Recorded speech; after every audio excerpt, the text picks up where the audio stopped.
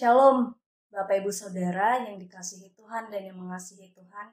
Puji dan syukur pada pagi hari ini kita diberikan kesehatan, bahkan hari yang baru untuk memulai doa Sabtu pagi kita pada pagi hari ini.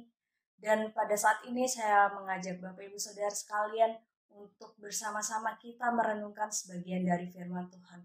Namun sebelum itu, saya akan mengajak Bapak Ibu Saudara sekalian untuk bersama-sama kita berdoa sebelum kita merenungkan sebagian dari firman Tuhan pada pagi hari ini. Mari kita bersatu dalam doa. Bapa kami yang bertahta dalam kerajaan surga, sungguh kami mengucap syukur Bapa, Kau memberikan kami kehidupan yang baru, nafas yang baru pada pagi hari ini. Dan pada pagi ini pula kami menyerahkan ke dalam tangan kuasa-Mu hari kami selanjutnya. Bahkan pada pagi hari ini kami siap untuk merenungkan sebagian firman-Mu. Kiranya firman-Mu ini bisa menjadi teladan bagi kehidupan kami pada saat ini, besok maupun di masa depan. Kami percaya bahwa firman-Mu ini dapat mendatangkan kebaikan bagi kehidupan kami. Terima kasih Bapa. Hanya di dalam nama Tuhan Yesus kami menyerahkan doa ini ke dalam Tuhan-Mu. Ya, haleluya, amin. Baik Bapak Ibu Saudara, mari kita buka Alkitab kita bersama-sama dari Yakobus pasal 1 ayat 12 sampai yang ke-15. Kali ini saya mengambil tema yaitu menang atas pencobaan. Yakobus sendiri dalam tulisannya, ia menyatakan bahwa di sini perikopnya yaitu adalah pencobaan dan ujian. Saya yakin dan percaya bahwa saya dan Bapak Ibu Saudara sekalian pasti tidak luput dari yang namanya itu pencobaan. Saya pernah mengalaminya, baik itu tantangan ataupun permasalahan, pasti kita semua pernah mengalami hal ini.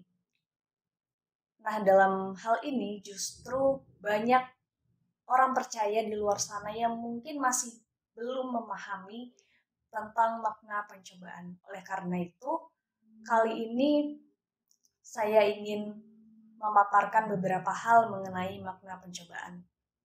Ketika saya membaca ayat yang ke-13 ini, bahwa Allah ini tidak dapat dicobai oleh yang jahat dan ia sendiri tidak mencobai siapapun. Dan perlu digarisbawahi kembali bahwa yang memberikan percobaan itu bukanlah Allah, tetapi justru adalah dari pihak lain, yaitu pihak si iblis. Lalu apa makna sebenarnya dari pencobaan itu? Yakobus sendiri mulai menentukan bahwa pencobaan itu pasti tidak berasal dari Allah, melainkan dari dalam diri manusia karena sudah diseret oleh keinginan sendiri. Saya yakin kita semua memiliki keinginan sendiri-sendiri. Kita diciptakan Tuhan memiliki nafsu, dan juga di dunia ini banyak sekali nafsu duniawi yang itu bisa menggoda kita. Tetapi Tuhan sendiri mau untuk kita, setiap orang percaya, bisa bertahan dalam setiap pencobaan dan melihat pencobaan itu sebagai ujian untuk mendewasakan kerohanian setiap orang percaya, termasuk kita saat ini Bapak Ibu Saudara. Lantas, bagaimana datangnya semua pencobaan ini? Apakah pencobaan yang dialami orang percaya itu betul-betul dari iblis? Dari inilah, maka saya akan memaparkan ada beberapa hal yang perlu kita garis bawahi tentang pencobaan. Pertama-tama, Bapak Ibu Saudara perlu diketahui bahwa ini bukan datang dari Allah. Walau Allah memang mengizinkan semuanya itu terjadi, namun sudah dituliskan kembali bahwa oleh Yakobus, Allah tidak dapat dicobai oleh yang jahat dan ia sendiri tidak mencobai siapapun. Di pasal pertama di dalam kitab Ayub, ketika saya membacanya, di situ dinyatakan bahwa Allah mengizinkan iblis untuk mencobai Ayub. Kemudian di pasal yang pertama ini, Allah sendiri memberikan beberapa batasan tentang bagaimana Ayub ini dicobai oleh iblis. Dan di dalam 1 Petrus pasal 5 ayat yang ke-8, setan sendiri berjalan berkeliling di seluruh dunia untuk mencari-cari mangsanya. Nah, oleh karena itu, kita perlu berhati-hati bahwa percobaan ini sangatlah tidak mudah. Tantangan dan permasalahan di dalam hidup kita pasti ada. Dan Petrus sendiri menyuruh kita untuk melawannya sebab orang percaya lainnya juga menanggung penderitaan yang sama. Saya, Bapak Ibu Saudara, pasti memiliki ada beberapa hal penderitaan yang sama. Dan melalui hal ini, kita bisa memastikan bahwa percobaan itu datangnya dari iblis, bukan dari Allah. Lalu, bagaimana supaya kita bisa menang dari pencobaan yang datangnya dari iblis ini? Di sini saya memberikan 3 poin tentang langkah-langkah supaya kita bisa menang atas percobaan si iblis ini. Pertama-tama yang pastinya perlu kita contoh adalah tentang Tuhan Yesus yang ketika ia di padang gurun dicobai oleh iblis. Kita bisa meneladani dari beberapa sikap Tuhan Yesus kala itu. Yang pertama-tama, kita harus menjadi seorang yang tahan uji. Saya menuliskan ini berdasarkan ayat yang ke-12. Ada yang mengatakan bahwa pencobaan itu seperti ujian, Bapak Ibu Saudara. Kenapa? Karena dengan adanya pencobaan dalam kehidupan kita, maka itu sebuah ujian. Ketika kita mengalaminya, pasti nantinya kita bisa menghadapinya dengan akhirnya kita akan menang atas ujian itu. Seperti halnya yang Tuhan Yesus dicobai oleh iblis, ia pun juga tahan uji. Sampai pada akhirnya iblis meninggalkan ia. Seperti yang telah dikatakan dalam firman Tuhan, barang siapa yang sudah tahan uji, maka ia akan menerima mahkota kehidupan yang dijanjikan Allah kepada barang siapa yang mengasihi dia. Ini tertulis dalam ayat yang ke-12 yang sudah kita lihat di Yakobus pasal yang pertama ini. Jadi, saya mengajak Bapak Ibu Saudara yang pertama-tama langkah awal adalah kita harus bisa tahan uji. Kemudian langkah yang kedua, yaitu menghadapi pencobaan dengan sukacita. Saya yakin setiap tantangan, setiap permasalahan yang kita hadapi itu memang tidak mudah, Bapak Ibu Saudara. Kita merasa kecewa, kita merasa khawatir, kita merasa sedih, dan berpikir bahwa setiap permasalahan itu sulit untuk menghadapinya. Tapi bagaimana jika kita menghadapinya dengan sukacita? Saya rasa tidak ada salahnya jika kita menghadapinya dengan sukacita. Bahkan ketika iblis mencoba untuk mengusik kita, maka salah satu kekuatan yang bisa membuat kita menghadapinya adalah dengan bersukacita. Karena setiap kita menghadapi masalah dengan sukacita, itu bisa memberikan suatu energi. Sehingga kita bisa melihat bahwa masalah itu bukan hal yang berat. Itu bukan suatu ancaman. Justru, melainkan itu adalah sebuah kesempatan untuk saya dan Bapak Ibu Saudara bisa bertahan dari pencobaan. Iman harus dipertahankan. Namun, pencobaan tidak boleh bertahan di dalam kehidupan kita, Bapak Ibu Saudara. Kita harus melewatinya dengan sukacita, dan ingatlah yang telah dituliskan oleh Yakobus dalam ayatnya yang ke-12 bahwa berbahagialah orang yang bertahan dalam pencobaan. Sebab apabila ia sudah tahan uji, ia akan menerima mahkota kehidupan yang dijanjikan. Lalu langkah yang terakhir yaitu menghadapi dengan dilandaskan firman.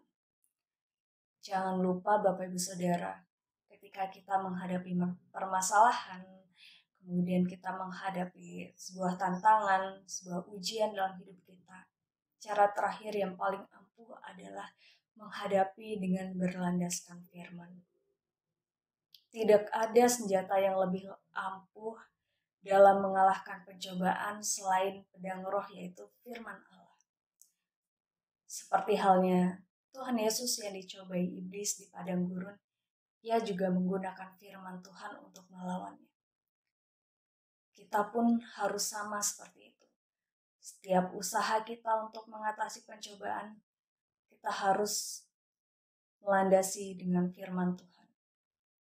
Untuk mengatasi pencobaan tidak akan efektif jika kita tidak menggunakan firman Tuhan. kita tidak akan bisa tahan uji kalau kita tidak melandaskan firman Tuhan. Kita tidak akan bisa bersuka cita dengan menghadapi pencobaan jika tidak dilandaskan dengan firman Tuhan. Maka itu semua akan sia-sia, Bapak Ibu, jika tidak dilandaskan dengan firman Tuhan. Maka jika pikiran kita dipenuhi oleh kekudusan, dipenuhi oleh dengan keagungan dan firman-Nya yang sempurna, saya yakin bahwa kita akan menjadi seseorang yang kuat untuk menghadapi pencobaan. Kita menjadi sangat rentan terhadap serangan iblis. Saya ingin mengingatkan bahwa supaya kita jangan terseret ke dalam keinginan duniawi, karena itu bisa melahirkan dosa. Kita harus bertindak secara hati-hati supaya kita tidak jatuh ke dalam pencobaan yang telah dibuat oleh iblis. Dan ingatlah bahwa setiap orang yang ada di dunia ini pastinya memiliki kekuatan untuk bisa menghadapi setiap ujian. Seperti yang ditulis dalam 1 Korintus pasal yang ke-10 ayat 13, bahwa ketika kita diberi pencobaan, maka pencobaan tersebut tidak akan melebihi batas kemampuan kita. Pencobaan tersebut tidak akan melebihi batas kekuatan kita. Sehingga pada saat kita dicobai, maka Allah Bapa di surga akan memberikan kita jalan keluar supaya kita bisa menghadapi tantangan tersebut, supaya kita bisa keluar dari setiap pencobaan tersebut. Demikianlah firman Tuhan yang bisa kita renungkan pada pagi hari ini. Kita harus bisa menang dari segala godaan iblis. Kita harus bisa menang dari segala nafsu duniawi. Saya yakin dan percaya Bapak Ibu Saudara sekalian pasti sudah menang dari segala pencobaan tersebut. Amin. Mari kita bersatu dalam doa. Bapa kami yang di surga, kami bersyukur Engkau menolong kami dalam setiap susah maupun suka maupun duka. Kami bersyukur untuk kedepannya Engkau akan terus menolong kami, Bapa. Kami mau serahkan ke dalam tangan kuasa-Mu hidup kami sepenuhnya, supaya Engkau yang mengatur, Engkau yang telah memberikan rencana masa depan yang baik bagi kami. Jauhkan kami dari segala godaan iblis, jauhkan kami dari segala nafsu duniawi, Bapa. Terima kasih, Bapa. Terima kasih kami telah merenungkan segala firman-Mu pada pagi hari ini. Kiranya ini bisa menjadi pedoman kami hari ini maupun ke depannya. Terima kasih Bapa di surga, kami serahkan lagi ke dalam tangan kuasa-Mu aktivitas kami selanjutnya. Hanya di dalam nama Tuhan Yesus, kami sudah berdoa dan juga mengucap syukur. Haleluya. Amin. Terima kasih Bapak Ibu Saudara, selamat pagi dan kiranya Tuhan Yesus memberkati kita sekalian. Amin.